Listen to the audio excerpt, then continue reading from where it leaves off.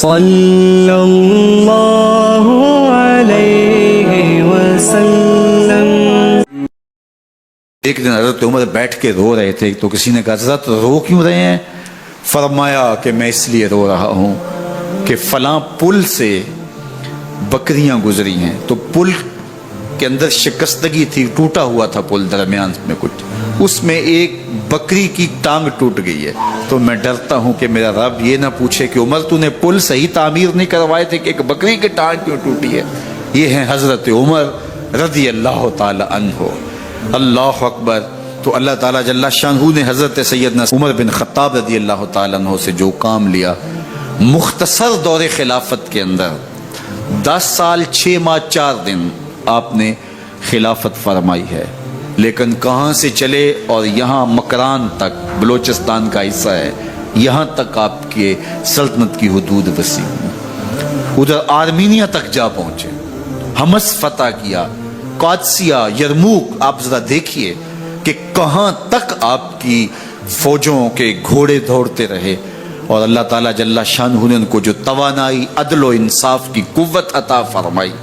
اللہ اکبر۔ جب زمین پہ عدل کیا ہو تو زمین بھی حکم مانتی ہے، اور حضرت عمر وہ تھے جن کا حکم ہوائیں بھی مانتی تھی، زمین بھی مانتی تھی، جن کا حکم جو ہے وہ آگ بھی تسلیم کرتی تھی اور دریا بھی ان کا حکم مانا کرتے تھے۔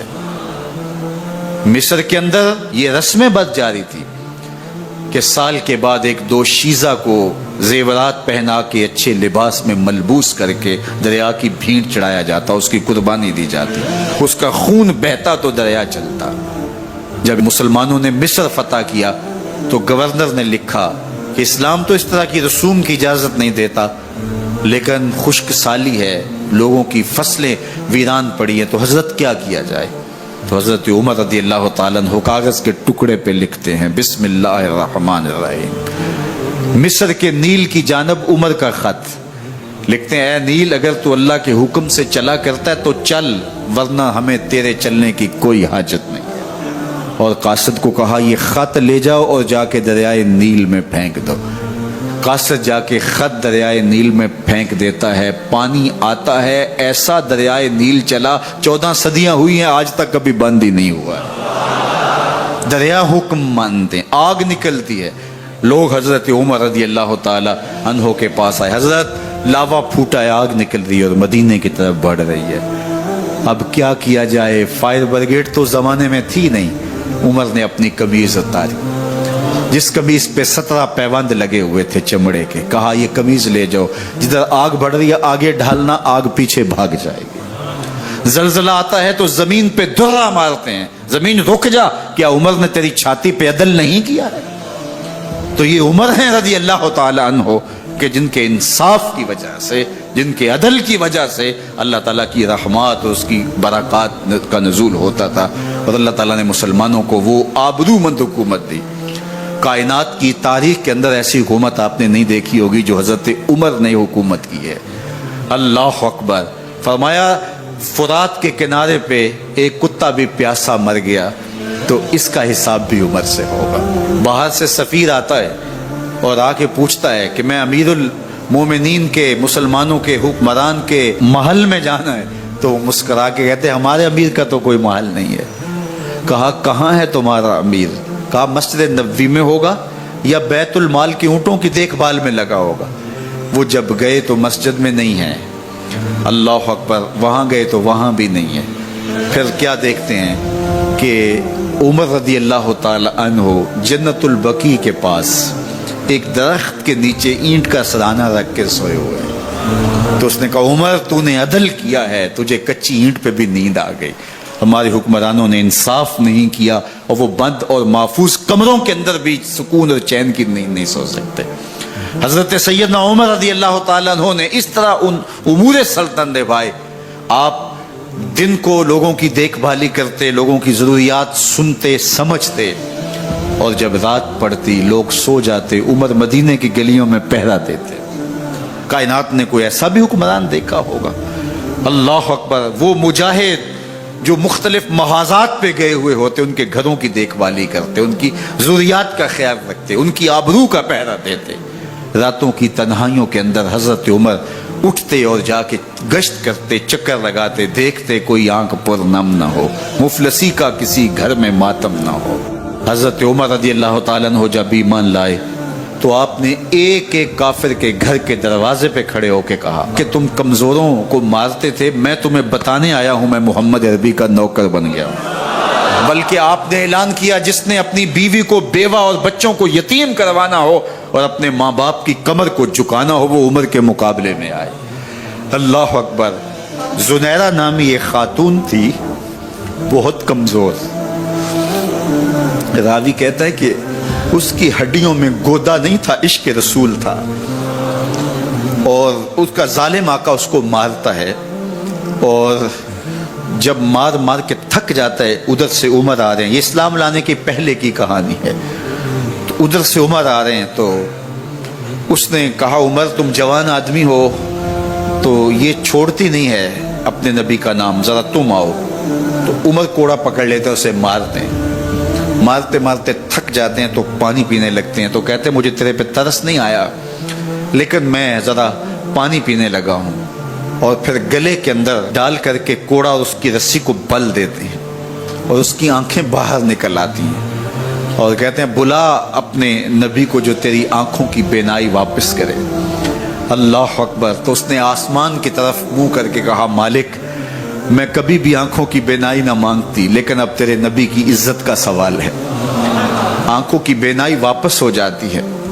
زنیرہ کو بڑا مارا، آج عمر گلیوں میں آنکھوں میں آنسو ہیں اور عجیب دل بے تاب ہے، اور کہتا ہے آؤ بھائی میں حضور کا غلام بن گیا ہوں، تمہیں بتانے آیا ہوں۔ زنیرہ نے موڑ کاٹا تو آگے عمر یہ آواز دے رہے تھے، زنیرہ ایک کونے پہ کھڑے ہو کے رو کے کہتی ہے عمر تم تو بڑے اس دن جوش و غضب میں تھے اور تم مارتے ہوئے تھکتے نہیں تھے۔ تو عمر نے کہا زنیرہ اس دن میں نے دیکھا نہیں تھا، اب میں محمد عربی کو دیکھ آیا ہوں۔ جنہ ویکھیا نہیں ہو کرن گلاں، جنہ ویکھیا نہیں ہو کرن گلاں، جنہ ویکھیا ہو تے بول دے نہیں، جڑے محرم راز حقیقت دے اور راز حقیقت کھول دے نہیں۔ تو حضرت عمر رضی اللہ تعالیٰ عنہ ایمان لائے۔ حضرت عبداللہ ابن مسعود رضی اللہ تعالیٰ عنہ فرماتے ہیں کہ حضرت عمر کا ایمان لانا مسلمانوں کے لیے عزت کا سبب تھا، ان کا ہجرت کرنا مسلمانوں کی نصرت تھی، اور ان کی خلافت مسلمانوں کے لیے رحمت تھی۔ حضرت عمر رضی اللہ تعالی عنہ وہ ہیں کہ میرے حضور نے فرمایا لوگوں جب نیک لوگوں کا ذکر کرو تو میرے عمر کا تذکرہ ضرور کیا کرو۔ میرا عمر وہ ہے کہ جب وہ ایک سمت سے آ رہا ہو، ایک گلی اور بازار سے آ رہا ہو تو شیطان بھی آ رہا ہو، عمر کو دیکھ کے راستہ تبدیل کر لیتا ہے۔ حضرت عمر رضی اللہ تعالی عنہ کی طبیعت کے اندر جو جاہ و جلال تھا، طبیعت کے اندر جو سختی تھی، وہ اسلام کے اندر آ کر بھی قائم رہی، اور آپ نے وہی سختی، وہی جاہ و جلال جو پہلے مسلمانوں کے خلاف تھا، اب کفار کے خلاف، منافقین کے خلاف حضرت عمر کی طبیعت کے اندر وہ جوش و خروش بدستور موجود رہا۔ لیکن جس دن آپ خلیفہ بنے تو اس دن آپ نے ممبر پہ چڑھ کے جو خطبہ دیا اس میں کہا لوگوں میں سخت اس لیے تھا کہ رسول اللہ نرم تھے، پھر میں سخت اس لیے تھا کہ حضرت ابوبکر صدیق نرم تھے، اب میں تخت خلافت پہ بیٹھا ہوں، اب میری سختی جو ہے وہ نرمی میں تبدیل ہو گئی، صرف فاسقوں، فاجروں اور باغیوں کے لیے میں سخت ہوں، باقی تمہارے لیے نرم ہوں۔ سب سے کم جو تنخواہ بیت المال سے اگر کسی وجود نے لی ہے تو وہ حضرت عمر رضی اللہ تعالیٰ عنہ نے لی ہے، صرف 2 جوڑے لیتے تھے سال میں، اور راوی کہتا ہے کہ میں نے دیکھا ہے کہ اس میں بھی 17 پیوند لگے ہوتے تھے۔ حضرت عمر رضی اللہ تعالیٰ عنہ کا طرز زندگی، آپ کا انداز معاشرت اور آپ کا انداز خلافت، ہر لمحہ آپ کی زندگی کا اٹھا کے دیکھیے کتنی مرتبہ قرآن حضرت عمر کی رائے کے مطابق نازل ہوا ہے۔ اللہ تعالیٰ جل شانہ نے ان کو صاحب الہام بنایا تھا۔ ہر امت میں کوئی صاحب الہام ہوتا ہے، حضور کی امت کا صاحب الہام حضرت عمر رضی اللہ تعالیٰ عنہ، اور آقا کریم نے انہیں اپنا وزیر قرار دیا، فرمایا میرے 2 وزیر آسمانوں میں ہیں، 2 وزیر زمینوں میں ہیں، آسمانوں کے وزیر جبرائیل اور میکائیل ہیں اور زمین کے وزیر ابو بکر اور عمر ہیں رضی اللہ تعالی عنہما۔ سارے کافر اکٹھے ہو کے آگے تھے، حضور کے گھر کا گھیرا ڈال لیا تھا کہ آج چھوڑیں گے نہیں، لیکن حضور ان کے سروں میں خاک ڈالتے گزر گئے۔ حفاظت اللہ نے اپنے محبوب کی ہے۔ بلکہ حضرت علی المرتضیٰ کو بستر پہ لٹایا، علی میرے بستر پہ سو جاؤ، امانتیں دے کے تم بھی صبح آ جانا۔ حضرت علی بھی سو گئے، حضور کی حفاظت تو ہے ہی ہے، حضرت علی بھی سو گئے۔ جب صبح اٹھے تو انہوں نے دیکھا یہ تو علی المرتضیٰ ہے۔ اللہ اکبر، بڑے پریشان ہوئے کہ حضور کدھر گئے۔ اچھا، کسی نے حضرت علی سے پوچھا کہ تمہیں کیسے نیند آ گئی؟ ننگی تلواریں لیے وہ گھر کے ارد گرد تھے اور آپ چادر اوڑے سوئے تھے حضور کے مغالطے میں، وہ آپ کو بھی تو نقصان پہنچا سکتے تھے۔ تو حضرت علی نے کہا، حضور نے کہا تھا علی میرے بستر پہ سو جاؤ، صبح اٹھنا، امانتیں دینا اور مدینے آ جانا۔ مجھے یقین تھا سوؤں گا بھی، صبح اٹھوں گا بھی، امانتیں بھی دوں گا، مدینے بھی پہنچوں گا، اس لیے کہ حضور نے فرمایا ہے۔ جب حضور نے فرما دیا ہے تو پھر ہو کے رہے گا۔ جب حضور ہجرت کرتے ہوئے جا رہے تھے نا، 100 سرخ اونٹ حضور کی گرفتاری کے لیے نام رکھا ہوا تھا۔ سراقہ بن مالک یہ حضور کو گرفتار کرنے کے لیے آگے بڑھا اور اس کی لالچ یہ تھی کہ اتنا بڑا انعام ہے، مجھے مل جائے گا، لیکن اس کی سواری گھٹنوں تک دنس جاتی ہے، معذرت کرتا ہے، پھر ارادہ بدلتا ہے، پھر یہی ہوتا ہے۔ تیسری مرتبہ بھی جب ایسا ہوا تو سمجھ گیا کہ یہ تو میرے بس کا روگ نہیں ہے۔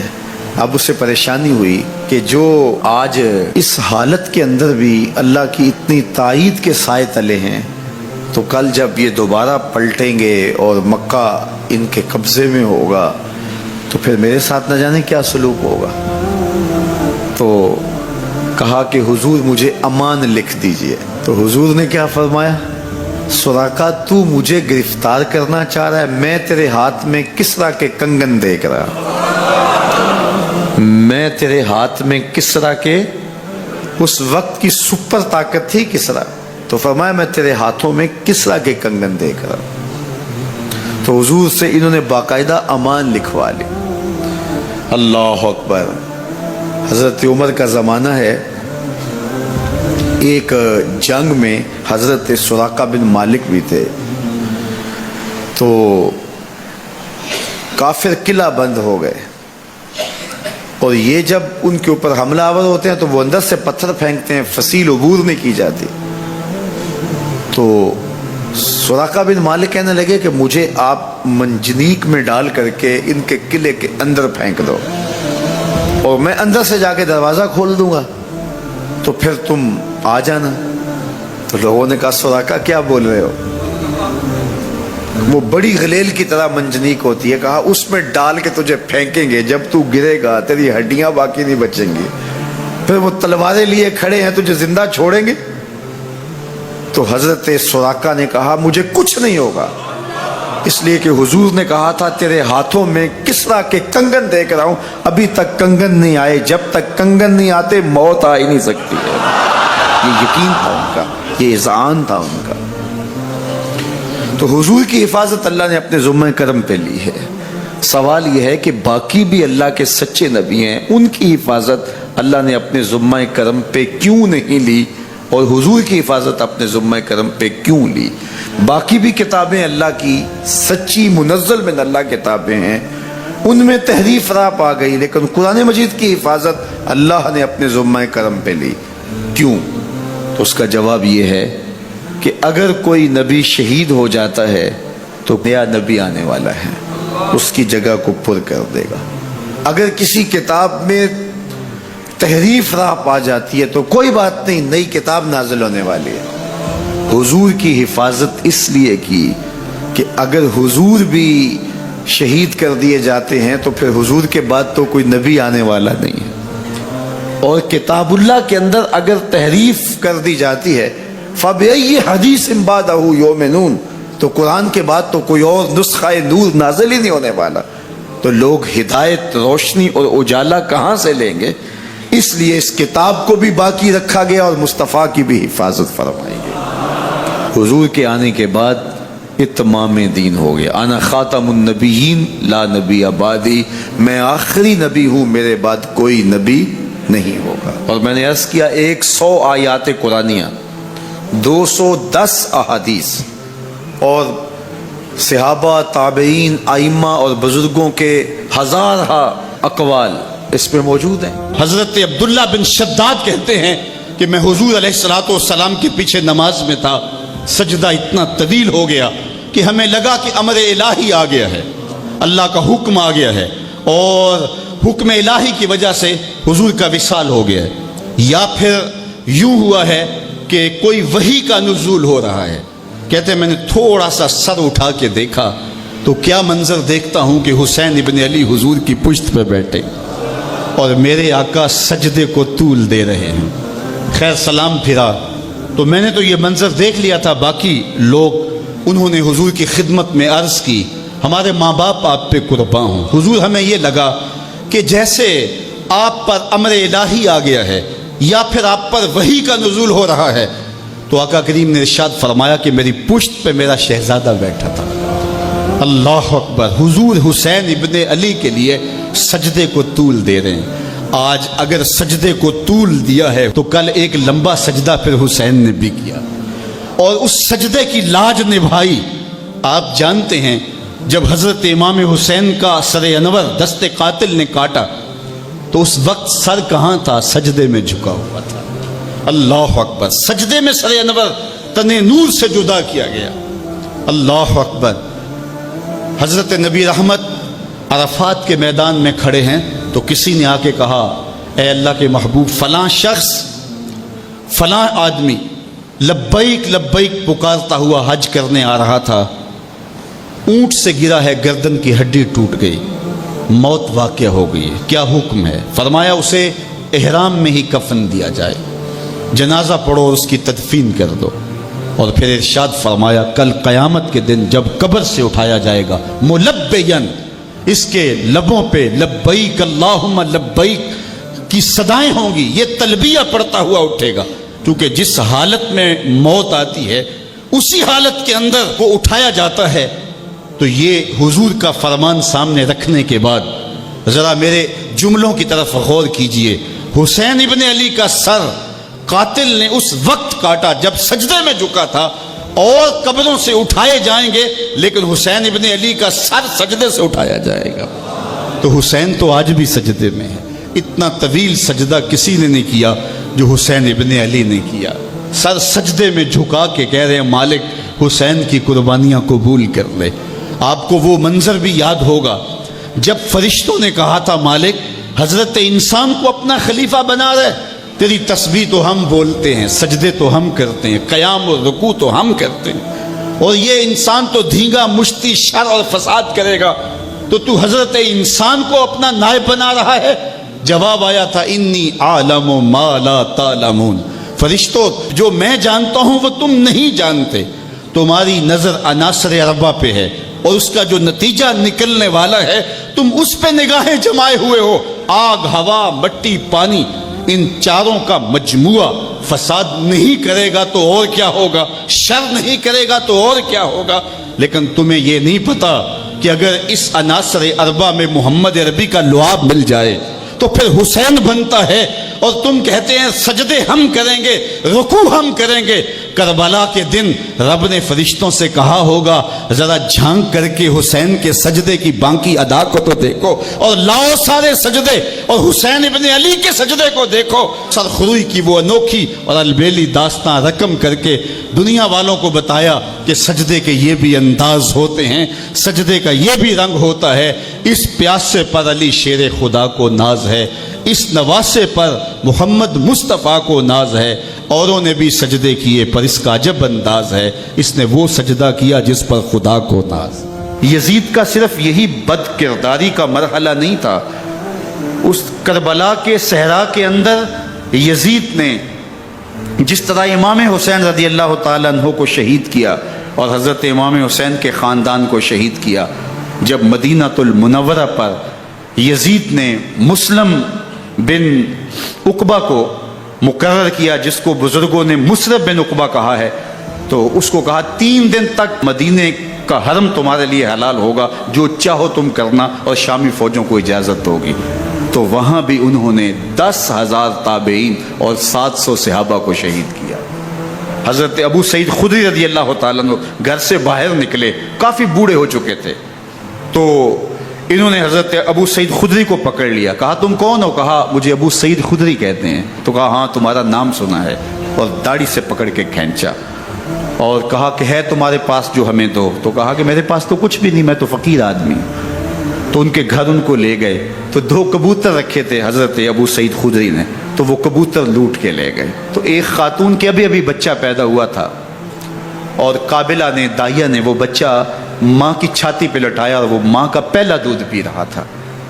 تو یہ جا کے کہنے لگے نکالو تمہارے پاس جو کچھ ہے، جو کچھ ہے وہ ہمیں دو، ورنہ تیرے بچے کو نہیں چھوڑیں گے۔ تو ماں بچے سے مخاطب ہو کے کہتی ہے، ابھی بچہ پیدا ہوا ہے اور ماں سے پہلا دودھ پی رہے، کہ بیٹے اگر میرے پاس کچھ ہوتا، وہ قیمتی سے قیمتی چیز بھی ہوتی، تیری جان کے لیے قربان کرتی، لیکن اس وقت میرے پاس کچھ ہے نہیں۔ تو ایک شکی آگے بڑھا اور بچے کو ایک ٹانگ سے پکڑ کے کھینچ کے دیوار کے ساتھ پٹک کے مارا، جس سے دماغ کا بھیجا نکل گیا۔ کیا کیا زیادتیاں نہیں کی۔ 700 صحابہ حرہ کے واقعہ میں شہید کیے یزید نے، اور 10,000 تابعین شہید کیے۔ مسجد نبوی میں ممبر رسول کے ساتھ گھوڑے باندھے، اور وہ ممبر رسول اور مصلی رسول کے قریب لید کرتے رہے۔ 3 دن تک مسجد نبوی کے اندر گھوڑے بندھے رہے، اور مدینہ کی حرمت پامال کی۔ مدینہ کے گھروں کے اندر یہ بدکماش داخل ہوئے، اور جو بدکاریاں انہوں نے کی کلیجہ منہ کو آتا ہے۔ 1002 شیزائیں ان بدکاروں کی بدکاریوں کی وجہ سے کنواری حالت کے اندر حاملہ ہوئی۔ 3 دن تک مدینے کا حرم انہوں نے پامال کیا، اور پھر مکہ المکرمہ میں کعبہ اللہ پر گولے برسائے، اور کعبہ کا غلاف جل گیا۔ وہ تو یزید مر گیا، اور حضرت عبداللہ ابن زبیر رضی اللہ تعالیٰ عنہ نے اپنی خلافت کا اعلان کیا۔ یزید کے یہ کرتوت تھے، ادھر اہل مدینہ کو ستایا، ادھر اہل مکہ کو ستایا، اور رسول اللہ صلی اللہ علیہ وسلم کے خانوادے کی بے حرمتی اور توہین کی۔ نہ صرف انہیں قتل کیا گیا، ان کی لاشوں پہ گھوڑے دوڑائے۔ ابن سعد اور شمر جو ہے وہ خیموں میں داخل ہوا، اور مخدرات اسلام کی چادریں چھیننے کی کوشش کی۔ حضرت زینب سلام اللہ علیہ نے مخاطب ہو کے کہا ہمارے چہرے کے رکھوالے چلے گئے ہیں، ظالم تو خیال نہیں کرتا ہم رسول اللہ کی بیٹیاں ہیں۔ حضرت شہربانو، حضرت زین العابدین اور حضرت زینب سلام اللہ علیہ، ان تینوں کو ایک اونٹ پہ باندھا گیا، اور باقی اونٹوں پہ باقی سادات کو، حضور کی شہزادیوں کو باندھا گیا، رسیوں میں جکڑا گیا، اور اونٹوں پہ باندھ کر کے کوفے کی جانب آگے آگے شہیدوں کے سر چل رہے ہیں، اور پیچھے یہ قافلہ چل رہا ہے۔ اور جب یہ قافلہ وہاں سے گزرا جہاں لاشیں پڑی تھیں، امام زین العابدین 14 سال کے تھے اور بیمار تھے، اور ان کا حوصلہ نہ ہوا، وہاں غشی ان کے اوپر آنے لگی، اور وہ منظر ابن کثیر نے، باقی لوگوں سب نے لکھا ہے کہ پھر جب ان کی یہ حالت ہوئی تو پھر سیدہ زینب سلام اللہ علیہ، جنہوں نے ابھی تک بڑے حوصلے کے ساتھ ساری مشکلات کا مقابلہ کیا تھا، اب ان کے بندھن ٹوٹ گئے اور آنکھوں سے آنسو بہنے لگے، اور سیدہ زینب نے امام حسین رضی اللہ تعالیٰ عنہ کی لاش پہ کھڑے ہو کے، اور وہ روندی ہوئی لاش، ٹوٹی ہوئی ہڈیاں، اور وہ بڑا بدن، کٹا ہوا سر نیزے کی نوک پہ، اور لاش یہ پڑی ہے، تو حضرت سیدہ زینب نے مدینے کی طرف منہ کر کے جو ہے وہ حضور سے فریاد کی، رسول اللہ، اے پیارے آقا، یا جدہ ہو، اے ہمارے نانا محترم، یہ دیکھیے آپ کا حسین پڑا ہوا ہے، بدن سے کپڑے اتار لیے گئے، خاک ہوائیں اڑا رہی ہیں، اور اس کے اوپر چادر جو ہے وہ مٹی کی پڑ گئی ہے، یا محمد آہو۔ اور آگے فرمایا حضور آپ کی اولاد کاٹ دی گئی، اور پھر کہا بناتوں کا سبایا، حضور دیکھیے آپ کی بیٹیوں کے ہاتھ باندھ دیے گئے ہیں، اونٹوں پہ کس دیا گیا ہے، سر شہیدہ آگے آگے چل رہے ہیں۔ راستے کے اندر ایک جگہ آئی اور ان کو اتارا گیا، رات کا موقع تھا، ایک خاتون آئی اور اس نے کوئی کھانا پیش کیا ان کو، اور کہا کہ میں کسی زمانے میں حضرت سیدہ فاطمہ تو زہرا کی نوکری کیا کرتی تھی، ان کی لونڈی تھی، ان کی کنیز تھی، اور آج مجھے پتہ چلا کہ آپ لوگ گزر رہے ہیں، تو میں نے کہا کہ میں اپنی مخدومہ کے خاندان کی خدمت کروں۔ اور پھر اس نے کہا کہ اس وقت سیدہ کی گود میں ایک 6-7 ماہ کی بچی تھی جس کو زینب کہا کرتے تھے۔ تو سیدہ زینب نے کہا کہ اماں اگر پہچانتی ہو تو وہ بدنصیب سے۔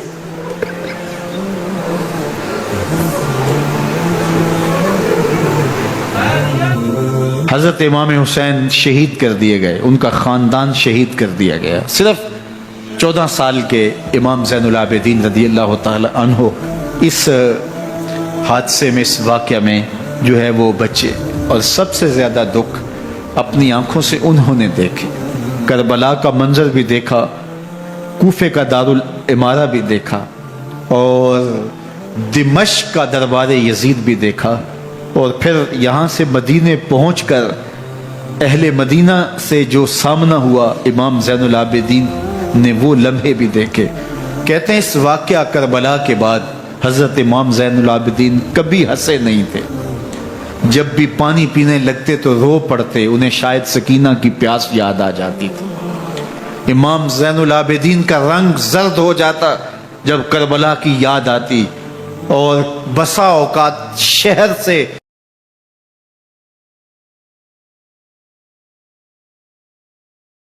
واقعہ کربلا کے بعد حضرت امام زین العابدین کبھی ہنسے نہیں تھے۔ جب بھی پانی پینے لگتے تو رو پڑتے، انہیں شاید سکینہ کی پیاس یاد آ جاتی تھی۔ امام زین العابدین کا رنگ زرد ہو جاتا جب کربلا کی یاد آتی، اور بسا اوقات شہر سے وحشت ہونے لگتی، اور دور باہر نکل جاتے اور جا کر کے وہاں خیمہ گاڑ لیتے، اور مہینہ مہینہ وہاں ذکر و فکر اور عبادت میں لگے رہتے۔